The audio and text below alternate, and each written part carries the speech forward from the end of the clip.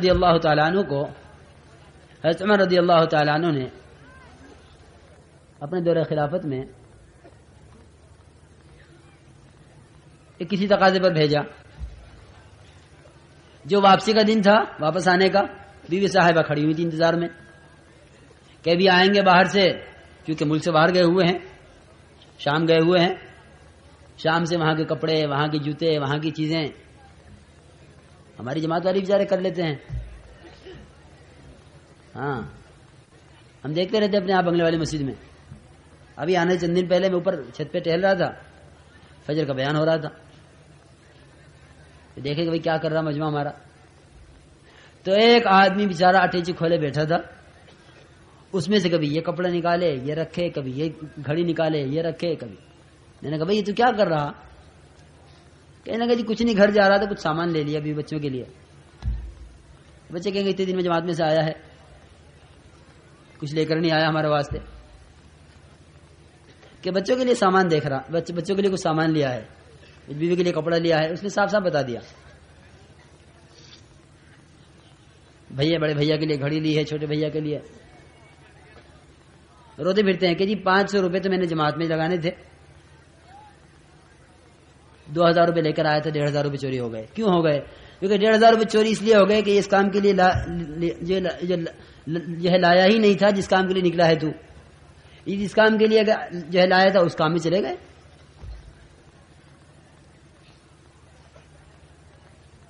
تو یہ کہہ کہ وہ بیٹھا ہوا اپنا سامان دیکھ رہا تھا۔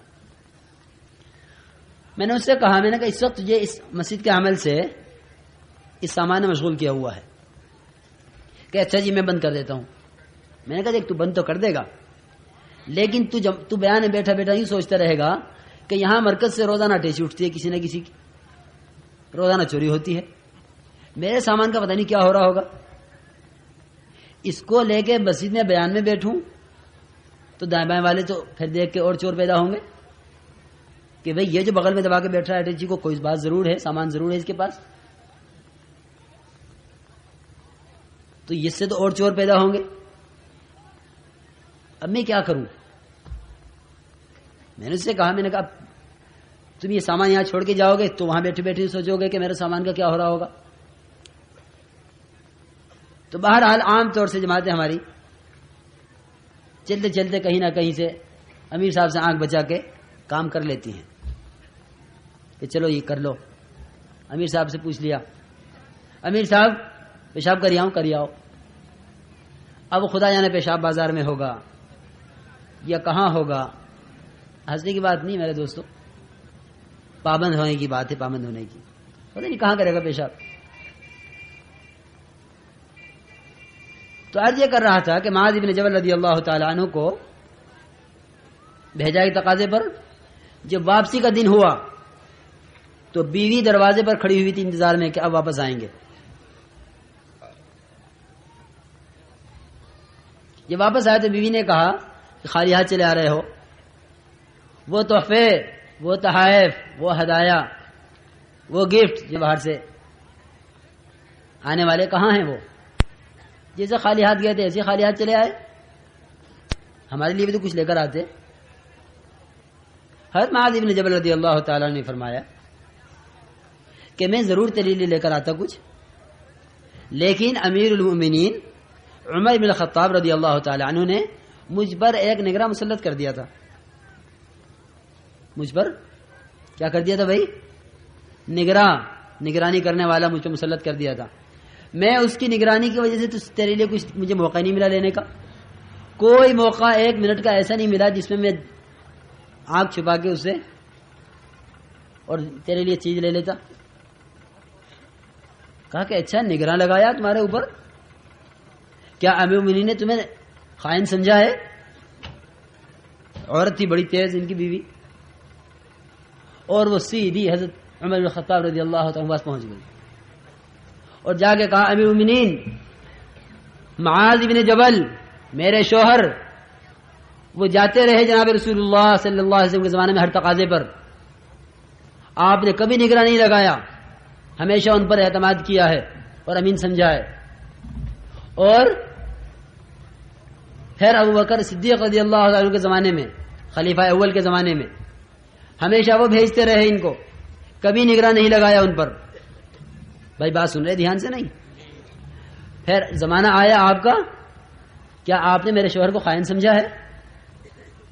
آپ نے میرے شوہر کو خائن سمجھا ہے کہ آپ نے ان پہ نگراں لگا دیا؟ آپ نے نگراں کیوں لگایا ہے معاذ بن جبل پر؟ حضرت عمر رضی اللہ تعالیٰ نے فرمایا کہ بیوی ہم نے تو ان پہ کوئی نگراں نہیں لگایا، ہم نے تو ان کو تنہا بھیجا ہے، ہم نے تو ان کو تنہا بھیجا ہے، ہم نے ان پہ کوئی نگراں مسلط نہیں کیا. چنانچہ بیوی واپس آ گئی. جب معاذ بن جبل رضی اللہ تعالیٰ عنہ پہنچے حضرت امیر المومنین کی خدمت میں تو یہ فرمایا حضرت عمر رضی اللہ تعالیٰ نے ملتے ہی کہ معاذ یہ کیا قصہ ہے؟ تمہاری بیوی میرے پاس بھی آئی اور تمہاری بیوی نے سارے علاقے میں ہنگامہ کیا ہوا ہے. اس لیے کہ پہلے تو یہ عورتوں کی عادت ہوتی ہے کہ جب ان عورتوں کے شوہر کچھ غلط کر بیٹھتے ہیں تو پہلے تو یہ عورتیں آپس میں ملتی ہیں ایک دوسرے سے کہ دیکھو ہمارے ساتھ یہ کر دیا، ہمارے ساتھ یہ کر دیا. پہلے تو عورتیں عورتوں سے ملتی ہیں، وہ اس کے گھر اس کے گھر اس کے گھر، یعنی یہ روایت کے الفاظ ہیں کہ پہلے وہ سب گھروں میں پھری، سب سے اس نے کہا، اور پھر پہنچ گئے حضرت عمر رضی اللہ تعالیٰ کے پاس اور جا کے یہ کہا جو کچھ کہا. بہت غصہ ہوئی. حضرت عمر رضی اللہ تعالیٰ نے پوچھا حضرت معاذ ابن جبل رضی اللہ تعالیٰ عنہ سے کہ معاذ کون نگراں تم پر ہم نے لگایا ہے؟ کہ امیر المومنین جب میری بیوی نے مجھ سے یہ کہا کہ میرے لیے کچھ نہیں لائے تو میں تو اس پر اپنے پر نگراں اللہ تعالیٰ کو مراد لے رہا تھا. کس کو مراد لے رہا تھا بھائی؟ اللہ تعالیٰ کو، کہ اللہ مجھ پہ نگراں ہے. اس وجہ سے مجھے پورے سفر میں کوئی منٹ ایسا نہیں ملا کہ بھائی کوئی لمحہ ایسا ہو سکتا ہے جس میں کوئی انسان خدا کی نگرانی سے خارج ہو کہ بھائی فلاں آدمی اللہ کی نگرانی میں نہیں ہے. تو اگر ہم نکلنے کے زمانے میں اپنے اوپر اللہ تعالیٰ کو پہلے نگراں بنا لیں کہ میری ایک ایک حرکت، اب چاہے امیر کے سامنے ہو رہی ہو نہ ہو رہی ہو، چاہے امیر سے زبردستی اجازت لے کے ہو رہی ہو کہ امیر صاحب دیکھو یا تو دے دو اجازت ورنہ میں چلا جاؤں گا جماعت توڑ کے. امیر صاحب نے کہا بھائی اب تو جائے گا، جماعت سے بھی جائے گا، چلو دے دو اجازت اس کو.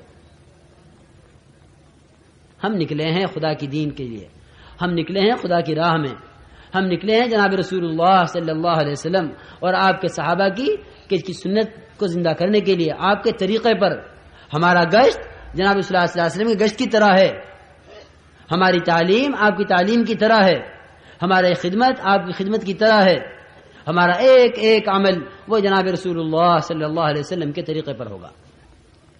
نکل کر ہر آدمی خود سوچ لے کہ میں کون کون سے وہ کام کر رہا جو جناب رسول اللہ صلی اللہ علیہ وسلم طائف میں نہیں کیے، جو آپ نے عکاظ اور ذوالمجنہ کی کہ بازاروں میں اور جو ہے نمائشوں میں نہیں کیے.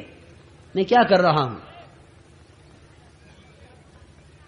یہ نکل کر خود اندازہ کرے ہر ایک. امیر سے جو اجازت لے سکتا ہے اور امیر بیچارہ مجبور ہو کر اجازت دے سکتا ہے، لیکن یہ تو ہر آدمی کو خود سوچنے کی بات ہے کہ میں اللہ کے راستے میں نکلا ہوا ہوں، آیا یہ کام میرے کرنے کا ہے یا نہیں ہے. پھر جتنا اپنے آپ کو پابند کریں گے اتنا کرنے کے کاموں میں دل لگے گا، اتنا کرنے کے کاموں میں ہمارا دل لگے گا کہ کیا کام کرنے کا ہے، کیا کام کرنے کا نہیں ہے، کیا کام کرنے کا ہے، کیا کام کرنے کا نہیں ہے. ہمارا دل لگے گا اس میں، ہمیں جو ہماری سمجھ میں آئے گا کہ دیکھو یہ کام کرنے کا نہیں ہے. تو واقعی واضح طور پہ نظر آتا ہے کہ جماعت کا کوئی آدمی جماعت میں کوئی کام جماعت کے علاوہ کر لیتا ہے تو غیر بھی محسوس کر لیتے ہیں کہ یہ آدمی جماعت میں ہوتے ہوئے یہ کام کر رہا ہے. ارے تم نے جماعت میں ایسا کر لیا، کیونکہ صاف پتہ چل رہا ہے کہ یہ آدمی اس وقت جناب رسول اللہ صلی اللہ علیہ وسلم کے طریقے پر اور آپ کے مزاج پر اور آپ کے طریقہ دعوت پر دعوت دینے کے لیے نکلا ہوا ہے. صاف پتہ چل رہا ہے. تو یہ کہ اس میں لا یعنی باتوں سے، لا یعنی کاموں سے، لا یعنی کسے کہتے ہیں؟ یہ کہ لا یعنی اسے کہتے ہیں، لا یعنی اس کو کہتے ہیں جو اس وقت کے کرنے کا کام نہیں ہے، وہی لا یعنی ہے، وہی لا یعنی ہے جو کرنے کا نہیں ہے۔ جس کام کو کرنے کے لیے نکلے ہیں وہ کرنے کا ہے، جس کو کرنے کے لیے نہیں نکلے ہیں وہ کرنے کا نہیں ہے۔ آدمی بازار میں جاتا ہے، آپ کسی مریض کو، کسی کو خدا نہ کرے ہارٹ اٹیک ہو جائے، ہارٹ اٹیک کسی کو ہو جائے اور اس کو اٹھا کر اسپتال لے جا رہے ہوں، اس درمیان میں کسی کو خیال بھی آ سکتا ہے کہ تھوڑی دیر بازار میں ہوتی چلے، ذرا سے اس ہوٹل میں ہوتے چلے، ذرا یہ کپڑا دیکھتے چلو، ذرا اس دکان میں جھانکتے چلو، ذرا یہ پارک آ گیا اس میں ٹہلتے چلو تھوڑی دیر۔ ایک آدمی کی جان بھی بنی ہوئی ہے، اماں کا، ابا کا، بھائی کا، چچا کا، خالو کا، تائے کا، جتنے بھی گھر میں ہیں سب کے رخ اسپتال کی طرف، جلدی دوڑو، کیا ہوا کہ فلاں صاحب کو اٹیک ہو گیا۔ ہم سب مریض ہیں، اور جسم کا مرض وہ تو موت تک چلے گا، موت کے بعد ہر ڈاکٹر چھوڑ کے الگ ہو جائے گا، لیکن جو روحانی امراض ہیں، یہ روحانی امراض ہمیشہ ہمیش کے لیے ہیں، یاد رکھو۔ جسمانی امراض وقتی ہیں، روحانی امراض دائمی ہیں، روحانی امراض دائمی ہیں۔ یہ حسد، یہ کینہ، یہ بغض و عداوت، یہ مال کی محبت، یہ نماز نہ پڑھنا، یہ روزہ نہ رکھنا، یہ اعمال صالحہ نہ کرنا، یہ غبن اور یہ خیانت، یہ جتنے امراض ہیں یہ امراض دائمی ہیں، یعنی جس طرح یہ امراض دنیا میں ہمیں تکلیف نہیں پہنچا رہے لیکن آخرت میں ہمیشہ کے لیے تکلیفیں پہنچائیں گے۔ تو کیا ممکن ہے یہ کہ بھئی کسی آدمی کو لے جا رہے ہیں اسپتال اور آدمی کسی اور کام میں لگ جائے؟ ہمیں ہر ایک بیمار ہے، ہر ایک اپنی اصلاح کے لیے، ہر ایک اپنے آپ کو اعمال کے اعتبار سے صحت مند کرنے کے لیے، ہر ایک اپنے اندر کو ٹھیک کرنے کے لیے نکلا ہوا ہے۔ اس میں کسی کو خیال نہ آئے کسی لا یعنی کام کا۔ اور لا یعنی کب ہوتی ہے؟ کہ جب آدمی کو فرصت مل جاتی ہے کرنے کے کاموں سے۔ اپنے آپ کو مشغول رکھنا مستقل عمل ہے۔ اب گشت میں، اب تعلیم میں، اب ذکر میں، اب تلاوت میں، اب انفرادی دعوت میں مستقل اپنے آپ کو مشغول رکھنا ہے، تاکہ مستقل مشغول رکھنے سے مستقل لا یعنی کاموں سے، لا یعنی باتوں سے محفوظ رہے۔ پھر لا یعنی بات ہی نہیں، صرف نگاہ لا یعنی کام کر سکتی ہے، کان لا یعنی کام کر سکتے ہیں، ہاتھ لا یعنی کام کر سکتے ہیں۔ زبان کی لا یعنی کیا ہے؟ کہ وہ بولے جو یہاں بولنے کا جو یہاں بولنا نہیں ہے۔ ہم نکلے ہیں ایمان بنانے کے لیے، ایمان کے خلاف کوئی جملہ زبان سے نہ نکلے، ایمان کے خلاف کوئی جملہ زبان سے نہ نکلے، کہ وہ جملہ جو ایمان میں ضعف لائے گا، وہ جملہ اپنی مقام پر رہتے ہوئے ایمان میں اتنا ضعف نہ لاتا جتنا یہ ایمان کی محنت کے لیے نکلنے کے بعد ایمان میں ضعف لائے گا۔ ایمان کے راہ میں نکلا ہوا ہے ایمان کو بنانے کے لیے، کیونکہ اس وقت ایمان کے خلاف جو بولے گا وہ ایمان کو جتنا دھچکا پہنچائے گا اور وہ ایمان کو جتنا کمزور کرے گا۔ جس طرح کہ اس وقت خدا کے راہ میں نکل کر اس وقت کا ذکر، اس وقت کی تلاوت، اس وقت کی تسبیحات، اس وقت کا گشت، اس وقت کی تعلیم، کیونکہ یہ ایک ایک عمل، اور بقول یوسف رحمۃ اللہ علیہ کے کہ یہ ایک ایک عمل اعمال اس طرح کروائے گا، اعمال اس طرح کروائے گا جس طرح برسات میں سبزہ اگتا ہے۔ یہ کیا ہو رہا ہے کہ بارش ہے، موسم ہے، اس طرح یہ اعمال کا موسم ہوگا، کیونکہ اس وقت نکلنے کے زمانے میں تاجر کے ساتھ تجارت نہیں، کاشتکار کے ساتھ اس کی زراعت نہیں، اس کی کاشتکاری نہیں، ملازمت چھوڑ کر ہر آدمی چیزوں کے نقشے سے اعمال کی فضا میں آیا ہوا ہے، ہر آدمی چیزوں کے نقشے سے نکل کر اعمال کی فضا میں آیا ہوا ہے۔ اس لیے ہر ایک آدمی اپنے آپ کو پابند بنا کر چلائے گا۔ تو نکلنے کے زمانے میں یہ چند کام اہمیت سے کرنے کے ہیں، گشت ہو رہے ہوں، تعلیم ہو رہی ہو، تسبیح اور تلاوت ہو رہی ہو، انفرادی اجتماعی ملاقاتیں دعوت دی جا رہی ہو، ہم یہاں سے نکلنے کے بعد سے ومن یخرج من بیتہ مہاجرا الی اللہ ورسولہ ثم یدرکہ الموت فقد وقع اجرہ علی اللہ، کیونکہ جو آدمی نکل لیا گھر سے اللہ کے اور اللہ کے رسول کی طرف ہجرت کر کے، کیونکہ اس پر اجر ملنا شروع ہو گیا کہ نہیں جی۔ دیکھو میرے دوستو، وقت تو جب سے لگائیں گے جب جماعت وہاں پہنچ جائے گی جہاں کا رخ بنا ہے، لیکن جب سے گھر سے نکل چکے ہیں اس وقت سے لے کر گھر پہنچنے تک ہمیں درمیان میں کوئی کام ایسا نہیں کرنا ہے کہ یعنی کہ جب جماعت میں پہنچ جائیں گے وہاں جماعت شروع ہوگی، نہیں، جب سے جماعت میں نکل چکے ہیں، گھر سے نکل چکے ہیں۔ اللہ تعالیٰ قرآن پاک میں یہ نہیں فرما رہے تم اسٹیشن پہنچ جاؤ گے یا جہاں کا رخ بنا ہے وہاں کے اسٹیشن میں جا کے اتر جاؤ گے تب جماعت میں شمار کیے جاؤ گے، نہیں، من یخرج من بیتہ سے بات شروع ہو رہی ہے، جو اپنے گھر سے نکل گیا اس کے لیے اجر شروع ہو گیا۔ ہم جس علاقے میں جائیں گے اس علاقے میں مختلف قسم کے لوگ ہوں گے، وہاں علماء بھی ہوں گے، وہاں صلحاء بھی ہوں گے، وہاں بڑے بڑے تاجر بھی ہوں گے، وہاں بڑے بڑے زمیندار بھی ہوں گے جنہیں ہم بڑا بڑا کہتے ہیں۔ سب سے پہلی بات تو بنیادی میرے عزیز دوستو یہ ہے، ہم دنیا کے کسی کونے میں چاند پر پہنچ جائیں یا دنیا کے کسی علاقے میں پہنچ جائیں، بڑے سے بڑے مالدار کے پاس، بڑے سے بڑے وزیر کے پاس، بڑے سے بڑے صدر کے پاس، بڑے سے بڑے نقشے والے کے پاس، بڑے سے بڑے اکثریت والے کے پاس، بڑے سے بڑے باغ والوں کے پاس، بڑے سے بڑے کارخانے والوں کے پاس، صنعت کاروں کے پاس، جہاں پہنچ جائیں اس بات کا ہر ایک اپنے دل میں یقین رکھے، ہر ایک اپنے دل میں اس کا استحضار رکھے کہ خدا کی قسم میں جس نقشے کو لے کر جا رہا ہوں یہ نقشہ انبیاء والا نقشہ ہے اور اس سے بڑا کوئی نقشہ ہو نہیں سکتا، یہ سب سے بڑا نقشہ ہے اور یہ ہمیشہ کی کامیابی کا نقشہ ہے۔ اس یقین کے ساتھ ہر آدمی چلے۔ میاں ان سے کیا بات کریں، یہ تو بہت بڑے تاجر ہیں، ان کے پاس کہاں فرصت ہوگی؟ جو تاجر کے پاس تجارت کا نقشہ لے کر جا رہا ہے وہ دعوت کا نقشہ، اور جو داعی، جو دعوت دینے والا، جو جماعت میں جانے والا متاثر ہو کر جا رہا ہے وہ متاثر کر نہیں سکتا، یہ تو مدعو ہو کے جا رہا ہے۔ داعی تو وہ تاجر بنا، داعی تو وہ کاشتکار بنا، داعی تو وہ صدر صاحب بنے۔ اگر تم متاثر ہو کے جا رہے ہو تو تم مدعو ہو، داعی نہیں ہو۔ ہمیں داعی بن کر جانا ہے، اور داعی بننا کسے کہتے ہیں؟ جو کہ داعی بننا اسے کہتے ہیں کہ قوم شعیب میں جاؤ تو ان کی تجارت کے خلاف، قوم سبا میں جاؤ تو ان کے باغات کے خلاف، قوم نوح میں جاؤ تو ان کی اکثریت کے خلاف، قوم سمود میں جاؤ تو ان کی صنعتوں کے خلاف، کیونکہ ہر ایک کے خلاف تم اپنا سب سے بڑا نقشہ لے کر جاؤ۔ کسی کے پاس اس کے نقشے سے متاثر ہو کے مت جانا۔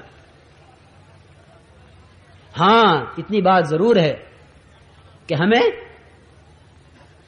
ہمارے دل میں تو ان کی بڑائی نہیں، لیکن کیونکہ ان کے دل میں ان کی اپنی بڑائی ہے، ان کے دل میں ان کی اپنی بڑائی ہے، اگر ہم نے ان کی بڑائی کا لحاظ نہ کیا تو ہمارے دعوت کے دینے میں رکاوٹ بنے گی۔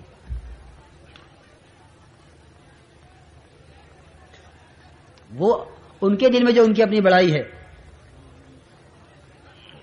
ہم دعوت دینے میں ذرا نیچے نہیں اتریں گے کہ نہیں جی ان سے تو صرف 3 دن کی بات کرو، اس سے زیادہ بات نہ کرنا ان سے۔ یاد رکھو گشتوں میں 3 چلے کی کھل کر دعوت دینی ہے۔ اگر اللہ اور اللہ کے رسول کا تعصب ڈال رہے ہو، اگر اپنی ذات کا تعصب ڈالنے گئے ہو تو اپنی ذات کے اس پہ تعصب ڈالو گے، اس کو سوچو گے بھائی ان کو تو 3 دن کے لیے کہہ دینا ہی کافی ہے، اور یوں سوچو گے کہ جو آدمی بالکل فارغ ہوگا گھر سے، جس کے آگے پیچھے کوئی نہ ہو، جس کا کوئی کمائی دھندا ہو، کچھ نہ ہو، اس کو جا کے دعوت دے سکیں گے 3 چلے کی، لیکن اتنے مشغول آدمی سے ہم 3 چلے کیسے کہہ سکتے ہیں؟ اور یہ بھی خیال نہ کرنا کہ میرے تو 3 چلے لگے نہیں، میں کسی سے کیسے کہہ سکتا ہوں۔ عام طور پہ سننے میں ملے گی بات، عام طور سے لم تقولون ما لا تفعلون، لم تقولون ما لا تفعلون، لم تقولون ما لا تفعلون، کہ جس کام کو تم کرتے نہیں اسے کہتے کیوں ہو؟ یہی آیت کا مطلب ہے، یہی آیت کا مطلب ہے بھائی کہ جس کام کو کرتے نہیں اسے کہو بھی مت، یہ مطلب نہیں ہے۔ لم تقولون ما لا تفعلون، اس وقت اس بات کو کہتے کیوں تھے جس کو اب کرتے نہیں ہو؟ ہم یوں جہاد کریں گے، ہم یوں خدا کی راہ میں جو قربان ہوں گے، ہم یوں جانیں لٹائیں گے. آج جب وقت آیا جہاد کا، اور جو خدا کی طرف سے جہاد فرض ہوا اور اللہ کی راہ میں نکلنا طے کیا گیا، حکم آیا، تو اب نکلتے نہیں ہو. لما تقولون ما لا تفعلون، اس بات کو کرنے کو کہتے کیوں تھے اس وقت جس کو اب کر نہیں رہے ہو. اس لیے میرے عزیز دوستو بزرگوں، ہمیں کہنا ہے اور کہتے کہتے ہی کرنا آئے گا. ہم دعوت دینے میں نیچے نہیں اترنا ہے، بلکہ دعوت دینی ہے جم کر. ایک ایک آدمی طے کر لے انشاءاللہ کہ ہمیں اللہ کی راہ میں نکل کر 3 چلوں کی دعوت دینی ہے جم کر. گشتوں میں، تعلیم میں، خدمت میں، ہر عمل میں اپنے آپ کو لگانا ہے. تو جب ہم کسی علاقے میں جائیں گے، اول تو ہمارے جانے کی کیا صفت ہو. ہمارے بھائی بیٹھ جاؤ بھائی میرے دوستو، اللہ تمہیں جزائے خیر دے. یہی عرض کر رہا ہوں کہ اس راستے مشقتیں آتی ہیں، خبر نہیں اس وقت کی گرمی کا برداشت کرنا اللہ تعالیٰ آخرت میں کیا کیا راحت عطا فرمائے گا، اور کن کن بڑی بڑی گرمیوں سے. قل نار جہنم اشد حرا، کہ جہنم کی آگ وہاں گرمی بڑی سخت ہے. حشر کی گرمی بڑی سخت ہے، وہاں 1 میل پر ہوگا سورج، یہاں تو کروڑوں میل پر ہے. اس لیے بیٹھ جاؤ ہمت کر کے، دھیان سے بات سنتے رہو. تو یہ کہیں کہ ہم یہاں سے نکلیں گے اپنے آپ کو پابند بنا کر. ہمارا ایک ایک عمل دعوت بنے گا. اگر جماعت ہنستی ہوئی بھی جا رہی ہے تو یہ کہ ہمارا ہنسنا بھی دعوت بنے گا، اور اگر جماعت ذکر کرتی ہوئی جا رہی ہے تو ہمارا ذکر دعوت بنے گا. اب یہ خود سوچ لو کہ ہم ذکر کو دعوت بنانے کے لیے نکلے ہیں، ذکر کی طرف امت کو لانے کے لیے نکلے ہیں، یا ہم امت کو کہ جس طرح ہنس رہے ہو ہنستے رہو اس لیے نکلے ہیں. نکلتے ہی ایک ایک عمل ہمارا دعوت بننا شروع ہو جائے گا. ہم اسٹیشن پہ ہیں، ہم ٹرین میں ہیں، ہم بس میں ہیں، ہم اڈے پر ہیں، ہم کسی مسجد کے باہر ہیں، ہم کسی بازار میں ہیں. ہمارا ہر جگہ کا ہر عمل دعوت بنے گا. بقمان صاحب رحمۃ اللہ علیہ کے اگر یہ جماعت والے کچھ بھی نہ کریں، یہ خاموشی سے جائیں اور واپس آ جائیں جماعت میں سے، ان کا یہ عمل بھی دعوت بنے گا. ان کا یہ عمل بھی دعوت بنے گا. کیونکہ جب ہم اللہ کے راہ میں نکل کر دعوت دیں گے تو ایک تو ہم اپنی دعوت دینے میں کسی سے متاثر نہیں ہوں گے، اور ایک اللہ کے راستے میں نکل کر ہمیں کسی کا مدعو نہیں ہونا ہے، بلکہ ہمیں داعی بننا ہے اور ہر ایک کو داعی بنانا ہے. مدعو بننا کسے کہتے ہیں؟ کہ علاقے میں داخل ہوتے ہی اگر اپنا کھانے کا انتظام کر لیا تو داعی بن گئے، اور اگر اپنا کھانے کا انتظام نہیں کیا تو کیا بنے بھائی؟ جو کہ مدعو بن گئے. کوئی بھی آئے گا کہ میاں جماعت آئی ہے، بظاہر کھانے پینے کا انتظام ان کے پاس نہیں ہے، تو چلو ان کے کھانے کا انتظام کرو. اور جس نے تم پر پہلے حملہ کر دیا وہی کامیاب ہو گیا، اور جس پر تم پہلے چھا گئے تم کامیاب ہو گئے. سب سے پہلے جاتی ہماری دعوت ہوگی کہ بتاؤ 3 چلے کے لیے کون تیار ہے، بتاؤ ہمارا ساتھ دینے کے لیے کون تیار ہے. جناب رسول اللہ صلی اللہ علیہ وسلم کے گشت میں سب سے پہلی بات کہ میری مدد کون کرے گا، یہ نہیں مجھے کون کھلائے گا، مجھے کون پلائے گا، ہماری دعوت کون کرے گا. میں یؤمنی، ہمیں ٹھکانہ کون دے گا، یعنی ہمیں آج ہم یوں کہیں کہ ہمیں ملاقاتیں کون کروائے گا، ہمیں مسجد میں رہ کر ہمارے ساتھ ان تقاضوں کو کون پورا کروائے گا. تو یہ کہ جاتے ہی ہمیں اپنا کھانا پکا لینا ہے، اپنا کھانا ہمیں خود پکا لینا ہے جاتے ہی، تاکہ علاقے والے یوں نہ سمجھے کہ ان کے پاس کھانے کو نہیں ہے. تو جو اپنا کھانا پکا کر لے آئیں گے ان کی تشکیل ہم نہیں کر سکیں گے. جب ان کی تشکیل کا وقت آئے گا وہ یوں کہیں گے کہ دیکھو ہماری بلی ہمیں ہی میاؤں. کیوں بھائی؟ ہوگا نہیں، ہم نے تینہیں کھانا کھلایا اور یہ ہماری تشکیل کر رہے. ہم داخل ہوتے ہی، اگر ہم نے داخل ہوتے ہی اپنا کھانا نہ بنایا، بھائی یہ کیا ہو رہا ہے میرے دوستو، بیٹھ جاؤ اللہ جزائے خیر دے. بھائی ان کو بٹھائیے ذرا خوشامد کر کے، بھائی جو جہاں کھڑا ہے وہیں بٹھا دو. تو یہ کہے کہ ہم جاتے ہی اپنا کھانا بنا لیں گے، خدمت کے ساتھ ہی جاتے ہی متعین کر لیں گے کہ بھائی یہ خدمت والے ہیں، جاتے ہی متعین کر لیں گے. اور جب کوئی آئے گا محلے والا کہ بھائی کھانا کر، ہمارا کھانا تیار ہے، پک رہا ہے، ہم تو تمہارے یہاں اس مقصد کے لیے آئے ہیں، تو ایک تو جاتے ہی اپنے آپ کو فارغ کر لینا ہے ان کے کھانوں سے، ان کے سامان سے. اور ایک میرے دوستو اسی میں سے یہ بھی ہے کہ کسی سے کسی چیز کا سوال نہ ہو. جو کہ جب کسی چیز کا سوال کیا جاتا ہے تو سوال کرنے سے دل پھٹتے ہیں. ایک تو کسی کا کام آنا، اپنی چیز کسی کو دے دینا استعمال کے لیے، ایک ہے کسی سے سوال کرنا، آپس میں سوال ایک دوسرے سے، یہ بھی نہ ہو، اور علاقے میں جا کے علاقے والوں سے سوال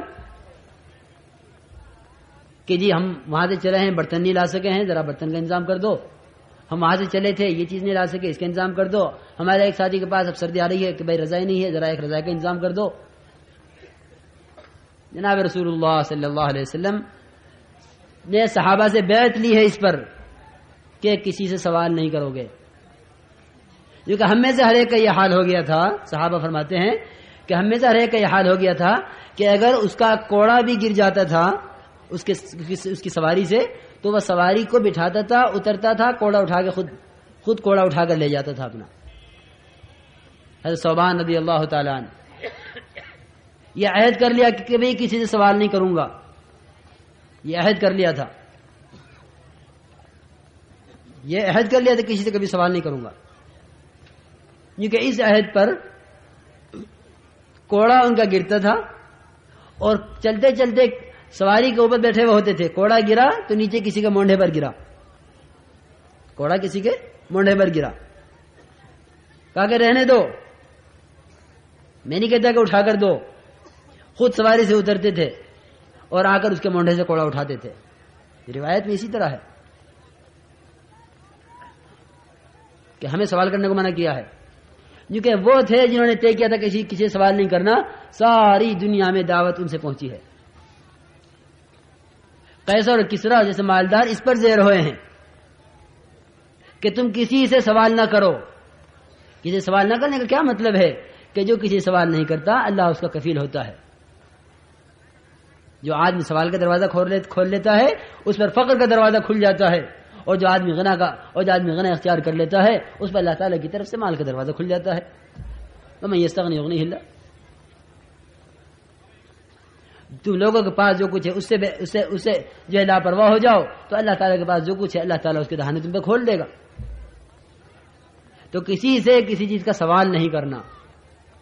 میں آپ کی چیز استعمال کر لوں، میں آپ کا یہ لے لوں، میں ذرا یہ لے جاؤں، کیونکہ اس سے آپس میں دل پھٹیں گے. ہر ایک کی اپنی ضرورت کی چیز اپنے ساتھ ہونی چاہیے. اجتماعی چیز برتن ہیں، اجتماعی چیز بے شک برتن ہیں، لیکن بعض چیزیں ضرورت کی ہوتی ہیں، ہر ایک کی اس کی اپنے اپنے ساتھ ہو. سامان اتنا ہو جتنا اٹھا کر چل سکو. دیکھو یاد رکھو یہ اصول ہے یہ کہ داعی کا سامان اتنا ہونا چاہیے جس کو اٹھا کر چل سکے. ہجرت میں جناب رسول اللہ صلی اللہ علیہ وسلم کا سامان کتنا تھا، کھانا کتنا تھا. ہمارے ساتھ یہ بڑے بڑے بادی سے بڑا اسٹوپ، یہ پکانا ہے، یہ پکانا ہے، یہ پکانا ہے، گھر پہ یہ کھاتے تھے، یہ کھاتے تھے. کھانا اتنا تھا جتنا بلال کی بغل چھپا لے، بلال کی بغل جتنا چھپا لے، اتنا کھانا. کہ اتنا کھانا آیا تھا کہ جو ابت بلال میں آ جائے، بلال کی بغل میں کتنا آ سکتا ہے، کیونکہ بغل میں نہ آگے سے دکھائی دے نہ پیچھے سے دکھلائی دے کہ یہ آج بغل میں چیز چھپا کے کہاں لے جا رہا ہے، تو بغل میں کتنا آ سکتا ہے. کیونکہ 2-4 روٹی اگر لپیٹ کے بغل میں چھپا لی جائے تو ممکن ہے کہ نظر نہ آئے. ہمارے ساتھ ہوگا یہ کھانا، ہمیں دور سے نظر آئے گا کتنا بڑا بادیا ہے. اور پھر جو کہ جتنے تکلفات کے کھانے پکائیں گے اللہ کے راستے میں نکل کر ہمارا کام اتنا مشکل ہو جائے گا. ہمارے کام کا مزاج، ہمارے کام میں قوت، ہمارے کام کے اندر ترقی جو ہے وہ سادگی کے ساتھ ہے. ہم صرف نماز بنانے کے لیے نہیں نکلے ہیں، ہم صرف کلمہ بنانے کے لیے نہیں نکلے ہیں. والی آثار رحمۃ اللہ علیہ فرمایا کرتے تھے کہ اس کام کے ذریعے سے امت کو وہاں پہنچانا چاہتا ہوں جہاں جناب رسول اللہ صلی اللہ علیہ وسلم امت کو بنا کر چھوڑ کر تشریف لے گئے تھے. نماز کے اعتبار سے، کلمے کے اعتبار سے، اخلاق کے اعتبار سے، معاشرے کے اعتبار سے، معاملات کے اعتبار سے، عبادات کے اعتبار سے